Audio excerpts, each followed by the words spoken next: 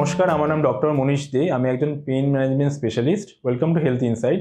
আজকে আমার টপিক হচ্ছে ক্যান্সার পেন এবং ক্যান্সার পেনের পার্টিকুলার ইন্টারভেনশনস কী আছে।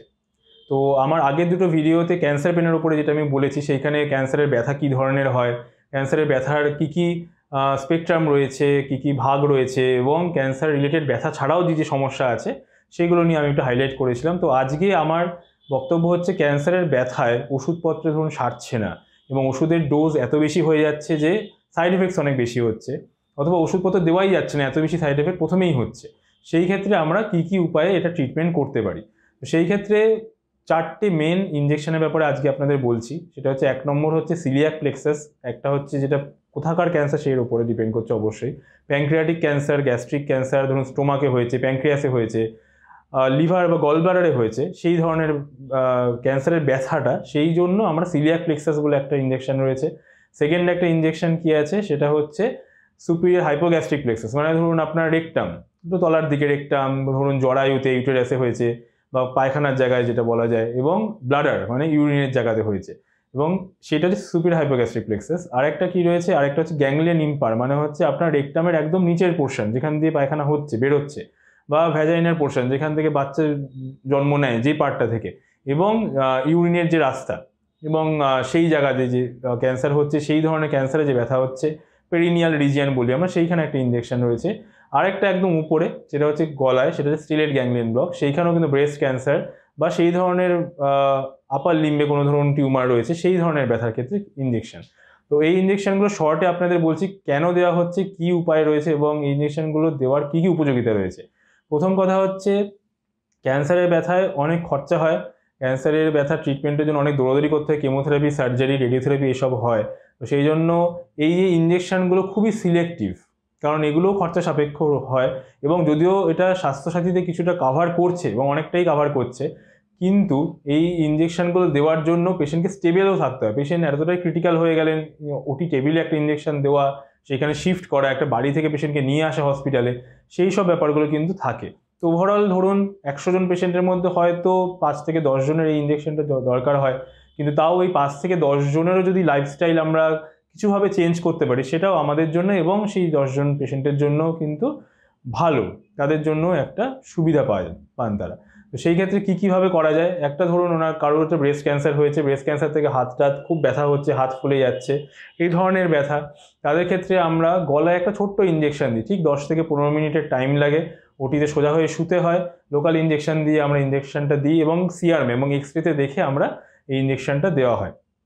সেকেন্ড কি আছে, সেকেন্ড হচ্ছে সিলিয়াক প্লেক্সাস, মানে হচ্ছে আপনার স্টোমাকে ক্যান্সার বা ধরুন প্যানক্রিয়াসে ক্যান্সার হয়েছে বা গলব্লাডার ক্যান্সার, সেই ধরনের ক্যান্সারে ওষুধপত্র দিয়ে কমছে না, ওষুধপত্র এতটাই ডোজ হয়েছে, বমি হচ্ছে, কনস্টিপেশন হয়ে গেছে, সেই ওষুধের নাম হচ্ছে মরফিন, যেটা কমনলি আমরা দিয়ে থাকি। সেই ওষুধের টলারেবিলিটি নেই, পেশেন্ট সহ্য করতে পারছে না ওষুধটা।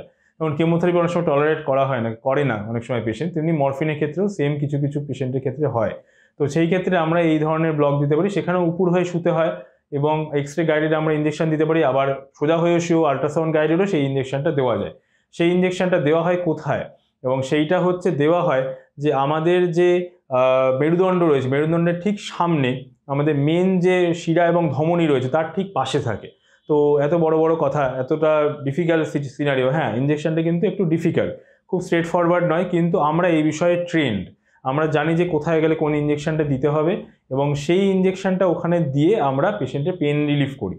কিভাবে, প্রথমে একটা ছোট্ট লোকাল ইনজেকশন দেওয়া হয়, তারপরে আমরা ওই জায়গায় অ্যালকোহল দিতে পারি। অ্যালকোহল হচ্ছে অ্যাবসলিউট অ্যালকোহল 100%, সেইটাকে আমরা একটু ডাইলিউট করে, মানে একটুখানি জলের সাথে, এনএসের সাথে বা লোকাল অ্যানাস্থেটিক যেটা হয় আপনার অবশ করার ইনজেকশন, তার সাথে মিশিয়ে ওই জায়গাতে আমরা এক্সরেতে দেখে দিই। তাতে কি হয়, ওই জায়গার নার্ভগুলো জ্বলে যায়। নার্ভগুলো জ্বলে যাওয়ার জন্য কি, যেই ব্যথা ওটা নিয়ে আসছিল বিভিন্ন জায়গার ক্যান্সার থেকে, যে ব্যথাটা ট্রান্সমিট হচ্ছিল ব্রেনে, সেই জায়গাটা কিন্তু ব্লক হয়ে যাচ্ছে।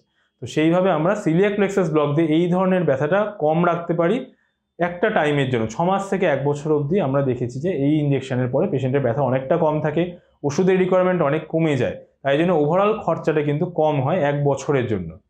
থার্ড কি আছে, সুপিরিয়র হাইপোগ্যাস্ট্রিক এবং গ্যাংলিয়ন ইম্পার, দুটো ইনজেকশনই উপর হয়ে দেওয়া হয়। এবং সুপিরিয়র হাইপোগ্যাস্ট্রিক অনেক ক্ষেত্রে সোজা হয়েও আল্ট্রাসাউন্ডে দেখে দিতে পারি অথবা উপর হয়ে এক্সরেতে দেখে দিতে পারি।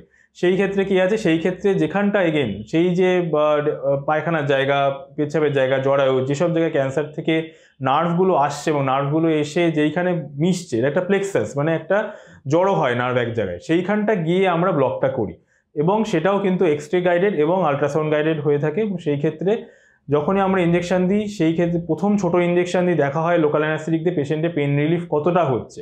খুব ভালো পেন রিলিফ হলো শর্ট টাইমের জন্য, 1-2 ঘন্টার জন্য হলেও, তারপরে আমরা মেইন ইঞ্জেকশনটা দিয়ে দিই।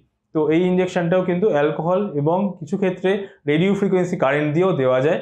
আর যে লাস্ট ইঞ্জেকশনটা গ্যাংলিয়ন ইম্পারটা কি, সেটা হচ্ছে আমাদের যে পুরো নার্ভ ট্রাঙ্ক যেটা বলা হয়, একটা ধরুন শাখা প্রশাখার ব্রাঞ্চ, সেই লাস্টে গিয়ে যেখানে মেশে একদম শেষে, সেইখানটা হচ্ছে গ্যাংলিয়ন ইম্পার্ট। সেটা আমাদের কোথায় থাকে, সেটা হচ্ছে আমাদের যে স্যাক্রাম রয়েছে, যেখানটা আমাদের বসার জায়গা, যেখানটা আমাদের বসে আছে, যে প্রেশারের উপর বসে আছে, সেই বসার যে লাস্ট হাড়টা যেটাকে বলে কক্সিক্সের ঠিক সামনে থাকে। তো ওইখানটা আমরা ইঞ্জেকশন দিই। সেই ইঞ্জেকশনটা দিয়ে ওইখানে আমরা প্রথমে লোকাল অ্যানাস্থেটিক ইঞ্জেকশন দিই, যাতে এগেন আবার ব্যথাটা একটু কমলো, তারপরে আমরা অ্যালকোহল অথবা এখানেও কিন্তু রেডিও ফ্রিকোয়েন্সি কারেন্ট পাস করানো যায়। 6 মাস থেকে 1 বছর অবধি কিন্তু ব্যথা অনেকটা কম থাকে, পেশেন্টের পেন রিলিফ হয়। এবং আমি পার্সোনালি সরোজগুপ্ত ক্যান্সার হসপিটালে দিয়েছি এমন একটা ব্লক এবং পেশেন্টের পেন রিলিফ হয়েছে for some period of time. আমি এখন প্ল্যান করছি যে কামিং উইকসের মধ্যেই ওনাকে সেকেন্ড একটা ইঞ্জেকশন, যেটা মেইন ইঞ্জেকশনটা দেওয়ার, যাতে ওনার লং টার্ম পেন রিলিফ হয়। এবার কেন করছি, কেন পেন রিলিফ দরকার? কারণ পেন রিলিফ মানুষের একটা ব্যক্তিগত ব্যাপারে পরিণত হয়ে গেছে। মানুষটি ধরুন যাকে আমরা দিয়েছি, যে তিনি বসতে পারছেন না, তো এটা একটা বেসিক কাজ। মানুষ তো চাইবে একটু বসবে, একটু হাঁটবে, এই যে বেসিক কাজগুলো করতে গিয়ে মানুষ আটকে যাচ্ছে।